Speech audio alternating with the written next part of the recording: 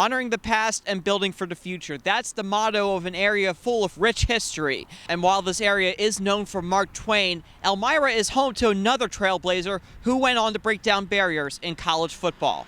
This is Ernie Davis. Ernie was a man of all seasons. The man known as the Elmira Express has a larger-than-life story and is remembered by many for his athletic prowess and his humility. Originally born in New Salem, Pennsylvania, Ernie Davis moved to the southern tier with his mother and stepfather at the age of 12. As he established himself in his new hometown, his athletic ability began to show. He began school and excelled in baseball, basketball, football during grade school.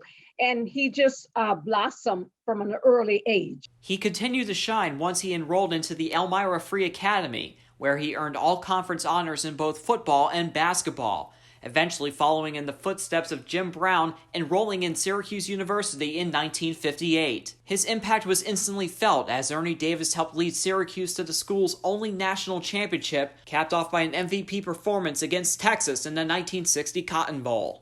There was a tendency to see him through different eyes. He was such a good player and he was such a star there. So sometimes there was a tendency to look past the color of his skin, but look at his ability to succeed. His embrace, however, wasn't universal. During the Cotton Bowl celebration, Davis and other African-American teammates were asked to leave the banquet after receiving their awards and finishing their meal. Despite suggestions by fellow teammates to follow them in protest, Syracuse officials declined to prevent a bigger scene. So they learned how to make the best of the situation or the times in which they lived, and he survived it. Davis continued to make waves on the field, culminating in him becoming the first African-American to win the Heisman Trophy in 1961. Several months later, he became the first African-American to be drafted first overall in the NFL draft. Through all the accolades, Georgia Verdier said Ernie remained humble. He did not let fame and fortune direct his path or control his life. He was able to stay grounded in spite of the honors he was receiving. Davis, however, would not play a game at the professional level.